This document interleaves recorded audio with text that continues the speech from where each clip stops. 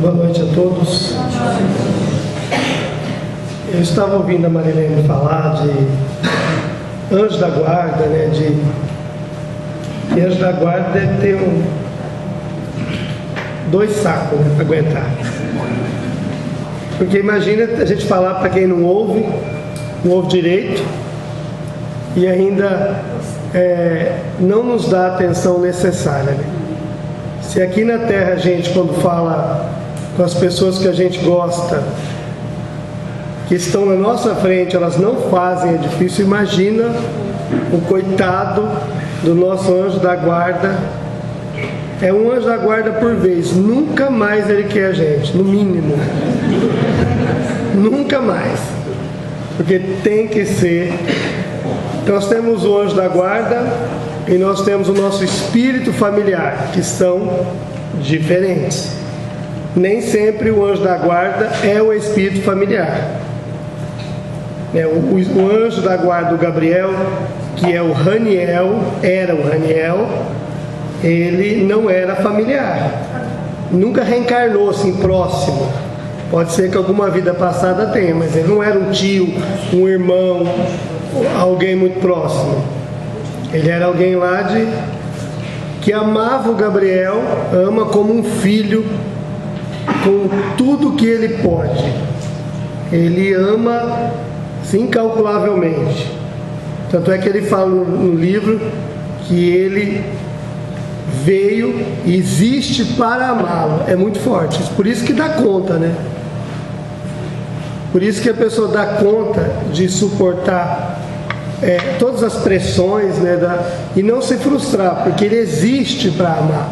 Então a função dele, assumindo esse compromisso, é cuidar infinitamente. Quando o Gabriel desencarna, que ele passa a tutela para o Dimas, né, que vai cuidar dos seus estudos, encaminhar a sua vida, o Raniel reencarna, né, numa outra dimensão que não era a Terra, e 3 anos depois o Gabriel visita e ele já tem 10 anos.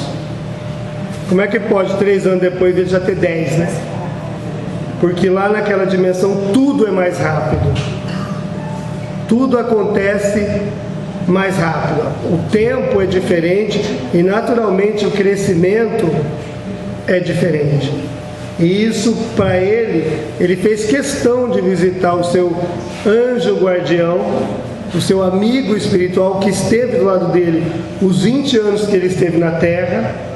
Ele já era da encarnação passada, e naqueles períodos que ele ficou no coma, ele foi a pessoa que mais esteve do lado, né? Se apresentou como um amigo dele, como benfeitor. Então é alguém que nos ama muito. E nós também temos o nosso espírito familiar, que é o nosso avô, o nosso irmão. Eu sempre uso essa frase: quem tem filho no mundo espiritual, automaticamente já tem um anjo de guarda a mais, né? Porque qualquer filho vai auxiliar os pais. Não tem como a gente não auxiliar os pais, é da nossa natureza. Talvez a gente não tenha a responsabilidade de estar perto o tempo todo. É quando a pessoa me diz assim: eu sinto meu filho o tempo todo. Na verdade, a gente sente as energias do nosso ente querido o tempo todo. Porque ninguém vai ficar do nosso lado o tempo todo, tem coisa para fazer.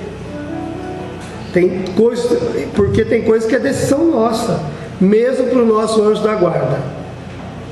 Ele nos influencia para o bem, como aquela mãe que diz: olha, meu filho, leva o guarda-chuva que vai chover. Não dá para ela ir do lado com o guarda-chuva aberto, não é o Michael Jackson andar com o guarda-chuva aberto para a pessoa, mas ela ajudou, vai molhar porque quer. Então é mais ou menos assim que acontece. A diferença é que ele não se aborrece com a facilidade que a gente se aborrece aqui, mas ele pode decidir, como a Marilene contou, seguir um outro caminho e vai ser designado outro para cuidar. Às vezes ele precisa reencarnar. O próprio Chico, né, que o Emmanuel, como o Dimas, não é meu anjo da guarda. Eu tenho dó do meu anjo da guarda. Mas o Dimas é o instrutor que cuida da psicografia da colônia Fabiano de Cristo. Ele não tem tempo para cuidar de mim. Quando ele quer dizer uma mensagem, ele manda a mensagem inteira e pronto. Ele tem que pegar de uma vez só. Ele não dita palavra por palavra. Ele manda a informação inteira. E quanto mais elevado o espírito, mais difícil é a comunicação. Porque a nossa mente põe barreiras. Será que é assim? Será que é de outro jeito? Porque ele vai se referir a coisas diferentes do nosso hábito, né? Então, mais difícil. Então o Dimas, ele cuida de todo um trabalho. Meu anjo da guarda, ele vai cuidar das minhas coisas pessoais, do meu progresso espiritual. Ele vai falar com o Dimas. O Emmanuel, que era o instrutor do Chico, por um período, ele ficou afastado do Chico 2 anos, né? Eu não me lembro qual era o outro espírito que ficou no lugar, mas não devia ser pequeno, né? Porque o Emmanuel foi cuidar de umas coisas lá na Grécia, na terra dele, e ficou 2 anos lá. E o Chico ficou 2 anos. Pode ver, na obra do Chico tem 2 anos que não tem Emmanuel. O instrutor era outra pessoa, não me lembro o nome agora, esqueci. Porque o mundo espiritual se governa dessa forma, numa disciplina perfeita, e nunca nos abandona. É que nós ainda temos, infelizmente, a ideia cravada na mente de morte, né? Isso é tão complicado para nós, porque a gente imagina na morte os efeitos do corpo físico, né? A gente imagina que a pessoa parou, que a pessoa vai ser sepultada, que não vai mexer, que está escuro, um monte de coisas quando a gente não tem fé, que só acontecem no fenômeno do corpo físico, e não com a pessoa, porque a personalidade é do espírito. A gente gosta da personalidade, da conversa, do carinho, do carisma. O corpo vem junto. Mas quem a gente se identifica é exatamente o espírito, a essência que a gente ama. Se nós ficarmos presos à matéria, nós vamos ter que chorar muito. Por quê? Quantos corpos nós já tivemos nas muitas reencarnações nossas? Quantos? Muitos corpos. Muitas esposas, muitos maridos, muitos filhos, muitos irmãos. Segundo Emmanuel, nós já reencarnamos na Terra como ser humano mais ou menos 7.000 vezes. 7.000 corpos, 7.000 esposos. Olha que legal. 7.000 sogra, 7.000 sogros, muitos milhares de irmãos. Nós vivemos várias vezes tudo isso. E nós nos encontramos. É que nós, no momento, estamos condicionados. A consciência nos apresenta o filho dessa encarnação como o meu filho. O filho da outra encarnação não está consciente para mim. Eu vou amá-lo, naturalmente, mas ele não está na minha lembrança, como não está a minha mãe de outras existências. Eu sei, a minha mãe está em algum lugar aqui dentro, ali fora. Eu sei quem foi a minha mãe da outra existência, mas eu não a considero. Eu tenho afeto, mas o meu sentimento só me refere a essa. Eu sei quem é, eu conheço, ela já está desencarnada, ela desencarnou antes de eu nascer, aqui nessa presente encarnação. Eu a vi quando desencarnou o filho dela, mais novo, tinha 80 anos, ela veio buscá-lo e nesse dia eu a vi. Claro que eu me emocionei, mas eu não sinto falta dela nenhuma. Isso não é frieza. É que na minha presente encarnação eu estou condicionado afetivamente a essa que eu devo obrigação, a essa que eu convivo. Então a gente não tem que ter medo das encarnações. Se eu chegar lá meu filho não vai lembrar mais de mim. Quando eu chegar lá, ela será também a minha irmã espiritual. E eu também o irmão espiritual dela. Mas pode chamá-la de mãe? Por que não? O meu primo é criado com a minha avó, ele tinha 2 mães. Ele chamava as 2 de mãe. E se tivesse uma tia participando, ele ia ter uma terceira mãe sem problema nenhum. Se as mães que têm mais de um filho amam igualmente, por que os filhos que têm mais com a mãe não podem amar igualmente? A nossa dedicação que varia. Nós somos almas eternas. Quando nós nos entendemos como almas eternas, e isso vai além do dia a dia comum, né? Isso vai além das nossas conversas diárias, né? A gente conversa, nosso dia a dia não tem esses assuntos, no meu tem, só tem esse na verdade, né? Onde eu vou é isso, as pessoas querem saber como é que está, onde é que está. No sul, esses dias, que foi fantástico o trabalho, né? Foram 6 dias, 10 canetas dessa aqui. O mês de setembro e outubro, hoje, que é 18, eu e o Stefano contamos as canetas, 42, mais 1,5 hoje. 42 canetas, sempre novas, eu não pego igual. Portanto, nós escrevemos. Para quê? Para mostrar um pouquinho de consolo, um pouquinho de amor, um pouquinho desse equilíbrio. Que os nossos entes, eles querem falar conosco, eles querem nos envolver com seu afeto. E nós devemos sempre considerá-los como pessoas que nós vamos amar para sempre. A gente tem 2 avós, 4, né? 2 cada lado, e ama igualmente. Tem mais simpatia com um com o outro, porque depende da convivência. Mas se é criado com os 4, ama os 4, sem problema nenhum. Né? Quem tem 10 filhos ama sem problema nenhum. Vai ter mais ligação com um com o outro, dependendo do jeito de cada um. Uns gostam que abraça mais, outros são mais distantes, um é mais afetivo. Tranquilamente. Esse não é o nosso problema.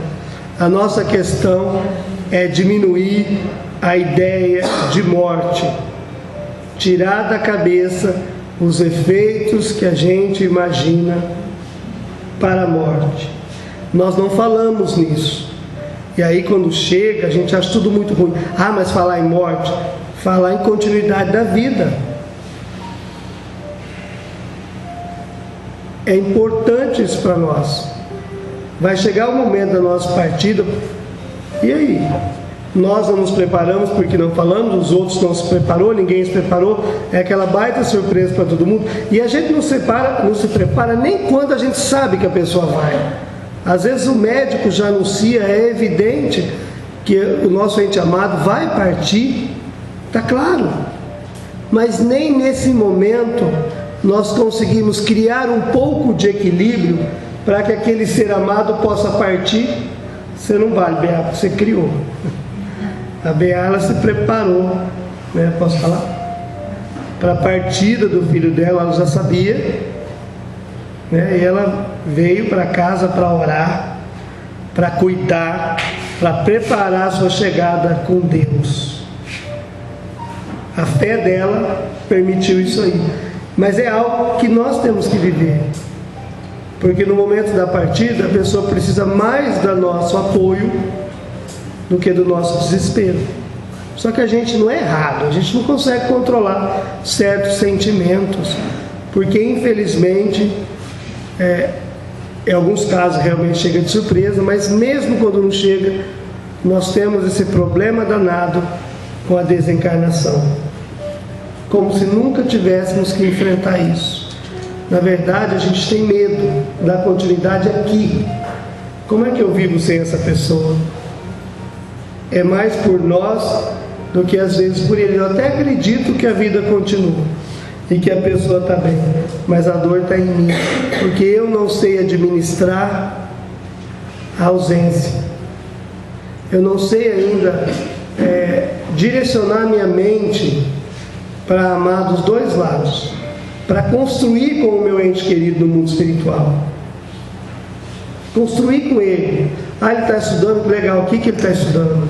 Para quem tem contato, através de fotografia. O que ele está fazendo? Uma mãe lá no sul, elas estavam conversando, mas a outra não sabia que ela tinha um filho desencarnado. Aí ela perguntou, fazia tempo que não se via, ela perguntou, eu estava do lado, ela falou assim: e o teu filho, como é que estava? Está bem. Onde é que ele está? Está estudando. E não falou que ele tinha desencarnado. Corretamente. Ele está bem e está estudando. Se ela alongasse na conversa, poderia até falar. Mas não era necessário naquele momento. Porque a outra é fazer o que? Meus sentimentos. Então diga: meus bons sentimentos, o meu apoio, a sua fé. Os nossos sentimentos são sentimentos de pesares, né? Como assim, eu divido com você a minha dor, mas a pessoa não está sentindo a dor da gente. Eu tenho muito cuidado quando vou visitar alguém que desencarna. Raramente eu vou, porque eu travo, eu não tenho palavra. Porque a última vez que eu disse para uma mãe que Deus ia ajudá-la, ela xingou eu e Deus, porque ela estava brava com ele. Então não dá para falar nada, a não ser que sejamos muito amigos, porque naquele momento eu entendo a tua dor, não entende. Ninguém entende, nem quem passou. Cada dor cada efeito é de cada um. Ah, isso vai passar. Não tem palavra. O máximo que a gente pode fazer é ficar em silêncio do lado. E se a pessoa nos perguntar, e se a pessoa quiser alguma resposta que a gente tenha, aí sim. E orar. E ter a dignidade de, quando estivermos do lado, no momento desse, da passagem de alguém com a família no velório, sermos o silêncio e a oração. Tem horas que a gente vê que a pessoa está sozinha com a sua dor e todo mundo, que nem diz lá no sul, mateando lá fora. Foi lá para quê? Para assinar o livrinho? Não é isso que as pessoas querem.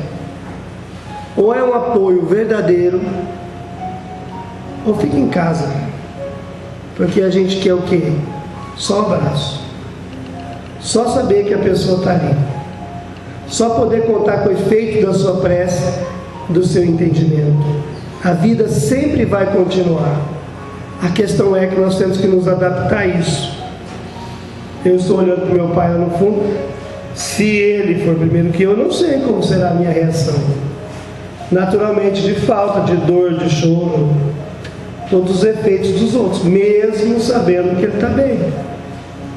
A diferença será que a recuperação é mais rápida. Essa é a única diferença. Mas da falta do sentimento, não. Eu não tenho um sentimento diferente. Mas quando isso acontecer, na vontade de Deus, eu espero ter cumprido as minhas obrigações de filho, sem dever os cuidados necessários. Não que seja perfeito, que nunca fui, mas pelo menos ter amado o suficiente, ter sido útil a quantidade necessária e ter sabido ouvir mesmo aquilo que eu já tenho cansado de saber. Isso é muito importante. Muito obrigado, que Jesus nos abençoe, muita paz.